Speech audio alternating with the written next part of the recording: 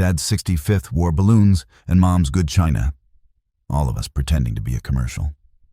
I knew better with my brother in the room. "So, Dad," Ethan said, raising his glass, "perfect night for good news." At 35, he was the golden one. Developer, wife Laura, 2 adored kids. I was 30, divorced, living here again while I helped after Dad's heart attack 6 months ago. "We've been looking in the suburbs," he announced. "More space, better schools." Mom glowed. "What does that mean for us?" "You and Dad come live with us," he said. "We'll buy bigger with an in-law suite, maybe a pool." Dad frowned. "And this house? We've been here 30 years. "That's the best part," Ethan said. "We sell 1247 Maple Avenue in Rochester, New York, and use the money for the new place. Market's blazing, 800 grand. Easy. I've got a realtor. We can list by week's end." Cheering rose. Laura smiled at me. Nicole will land on her feet. "About time," Mom said. It stung. This was the porch where Dad steadied my bike, the roof I patched with him, the kitchen where I lined up his pills. More to the point, it was my address. "Less than a week?" I asked. "Plenty," Ethan said, "if you're not picky." Air felt scarce. I stepped onto the porch and dialed a number I hadn't used in months. Connor Mitchell on the line, senior partner at Mitchell and Hale. "Connor, I need property records on 1247 Maple Avenue. Owner liens, anything recent." Keys clacked. "Owner is Riverside Holdings LLC, he said. "Foreclosure 18 months back, auction 14. Riverside bought it." I breathed out. "Riverside is me." Silence, then understood. I turned the knob and squared my shoulders. They were plotting a wine cellar when I came back. Ethan smirked. "All done sulking?" "Actually," I said, sliding into my chair. I called my attorney. Mom rolled her eyes. "Nicole, be serious. Connor Mitchell, Mitchell and Hale Real Estate Law." Dad's gaze sharpened. "I wanted to know what happens when someone tries to sell a house they don't own." Ethan laughed too loud. "Mom and Dad own this house." "No," I said. "They lived here 30 years. They haven't owned it for the last 14 months. The room pin dropped. Maple Avenue was foreclosed after Dad's heart attack. It sold at auction. The buyer of record is Riverside Holdings. "Who's that?" Laura asked. "Me." It landed like glass breaking. Ethan's grin slid off. "You with what money?" "My divorce settlement," I said.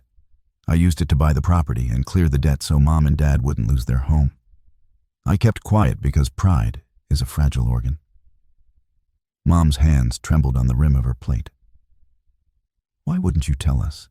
"Because Dad loves saying he kept a roof over us." I didn't want to turn that story into a wound. I took out my phone. "Connor has the records queued.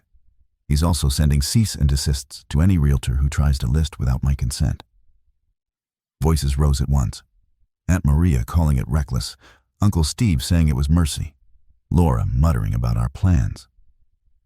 Ethan leaned forward, jaw tight. "So we're all supposed to live by your secret?" "We're supposed to live by the deed," I said. "And by basic decency. You don't make someone homeless on a birthday." Dad cleared his throat, a sound that used to call us to dinner. "Nicole," he said, voice steady, "you did all that?" "Yes." He rubbed his chest as if smoothing a crease in time. "Then tonight, we slow down." I clicked my phone dark, and we stopped the listing before it starts.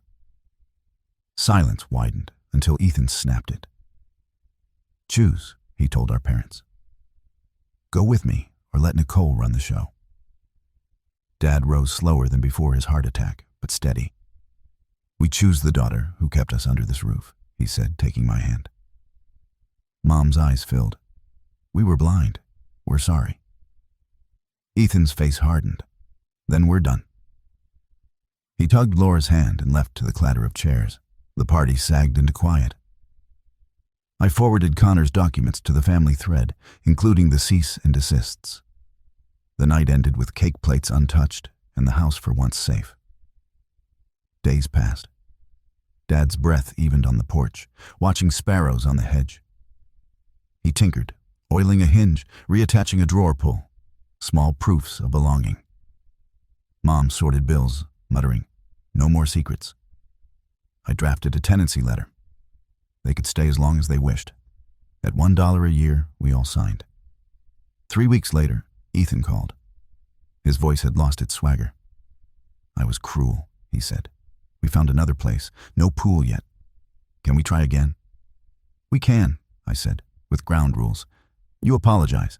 You stop measuring me against your plans, and you never spend what isn't yours. Done," he said. That evening on the porch step, Dad patted the railing. "Success," he murmured, "is keeping your people housed." I looked at the home I'd saved and thought, that will do.